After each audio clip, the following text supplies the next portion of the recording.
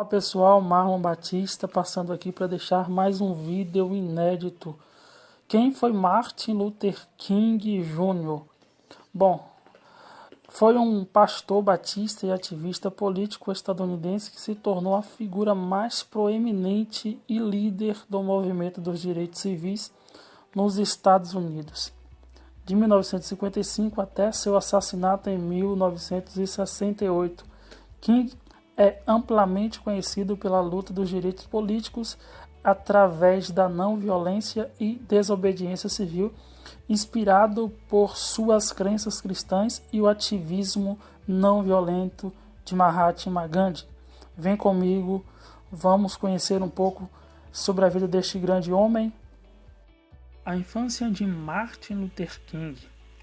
Na sua casa de infância, King e seus irmãos conseguiram ler a Bíblia em voz alta, como instruídos por seus pais.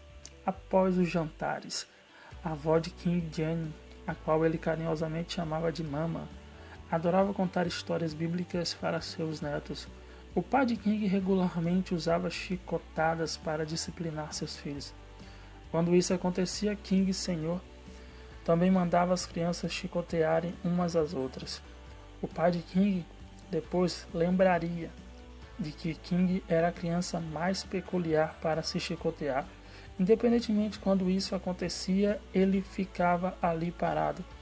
As lágrimas escorriam, mas ele nunca chorava. Uma vez, quando King testemunhou seu irmão Eddie, irritado com a sua irmã Christina, ele pegou um telefone e nocauteou Eddie com o objeto. Quando ele e seu irmão estavam brincando na casa deles, Eddie deslizou de um baluastre e atingiu sua avó Jenny, fazendo-a cair sem resposta. King acreditou que ela estava morta, culpou-a a si mesmo e tentou suicídio pulando do segundo andar.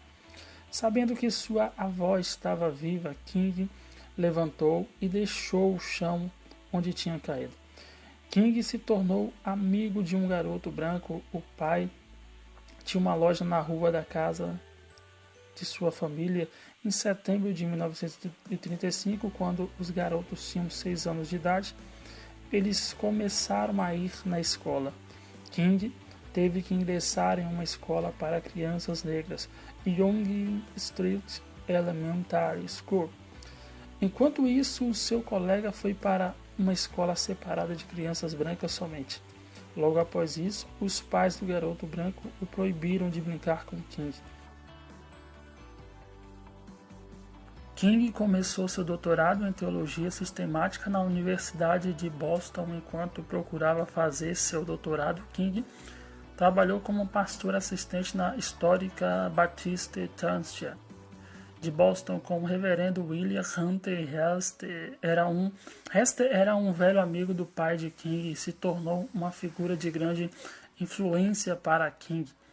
Em Boston, ele fez amizade com um pequeno grupo de pastores locais e algumas vezes exerceu pastorado como convidado nas igrejas deles, incluindo na do reverendo Michael Warnes, pastor na Baptist Church em Hornsby. O jovem King costumava ter discussões nos apartamentos dos pastores, discutindo teologia, o estilo de sermão e questões sociais. Com 25 anos de idade, em 1954, King foi consignado como pastor da Dexter Avenue Baptist Church em Montgomery, Alabama. King recebeu seu PhD em 5 de junho de 1955. Ele e seus vizinhos frequentemente tinham que sofrer um segregado sul em 1942. Quando King tinha 13 anos de idade, ele se tornou o mais jovem gerente assistente de uma estação de entregas do Atlanta Journal.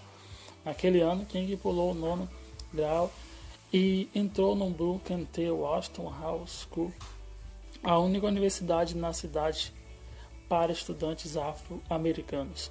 Ela foi formada depois que líderes locais negros, incluindo o avô de King, Williams, urgiram para o governo de Atlanta criá-la.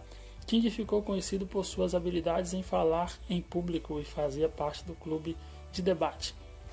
Já no ano de calouro da faculdade, ele ganhou seu primeiro prêmio em um concurso de oratória financiado pelo Negro Elks Clubs de Dublin, Geórgia. No caminho para casa até Atlanta de ônibus, ele e seu professor foram ordenados pelo motorista para se levantarem, a fim de que passageiros brancos pudessem sentar. King primeiramente recusou, mas depois cedeu após seu professor insistir a ele que estariam desrespeitando a lei caso se não submetesse. Sobre esse incidente, King diz que foi o momento o qual ele esteve mais irritado em sua vida. King inicialmente ficou cético sobre muitas alegações do cristianismo. Com 13 anos, ele negou a ressurreição física de Jesus durante a escola dominical. Nesse estágio, ele disse: as dúvidas começaram a brotar implacavelmente. Ele constantemente entrava em situações que não eram capazes de se identificar com a emoção que as pessoas tinham pela igreja e começou a se preocupar. Ele teria para sempre ou não atração pela religião. Enquanto estudava na Universidade de Boston, King pediu para uma amiga de Atlanta chamada Mary Power, que estudava no New England Conservatory of Music, se ela conhecia uma garota interessante do Sul. Power perguntou a uma estudante, Coretta Scott, se ela estava interessada em conhecer um amigo sulista que estudava teologia. Scott não estava interessada em marcar encontros com pregadores, mas eventualmente concordou que ele a telefonasse baseado nas características de King que Powell tinha fornecido a ela. No seu primeiro telefonema, King disse a Scott: eu sou como Napoleão. Diante dos seus encantos, declaração que ela respondeu: você nem chegou a me conhecer. Eles saíram para encontros no Chevrolet verde de King. Já no segundo encontro, ele tinha certeza de que Scott cumpria todos os critérios para ser sua esposa. Ela tinha sido uma ativista na Antioquia durante a graduação. King casou-se com Coretta em 18 de junho de 1953, no jardim dos pais dela, sua cidade natal, Alabama. Ele tivera 4 filhos: Yolanda King, Martin Luther King, Dexter Scott King e Bernice King.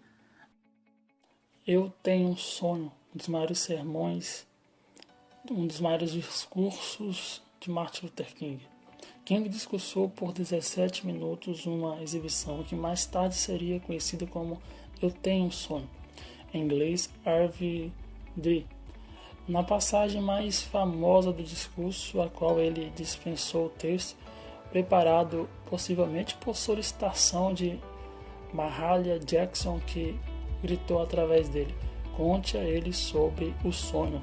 King disse: eu digo a você, hoje, meus amigos, que embora nós enfrentemos as dificuldades de hoje e amanhã, eu ainda tenho um sonho.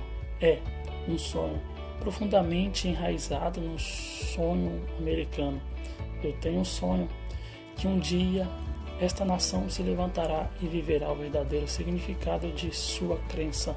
Nós celebraremos estas verdades e elas serão claras para todos que os homens são criados iguais.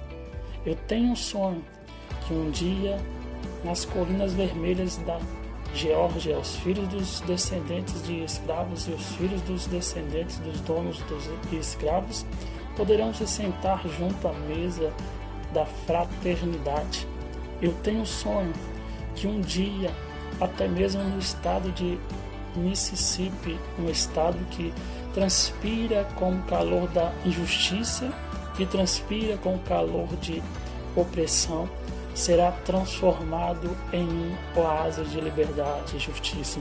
Eu tenho um sonho que minhas 4 pequenas crianças vão um dia viver uma nação onde elas não serão julgadas pela cor da pele, mas pelo conteúdo de seu caráter.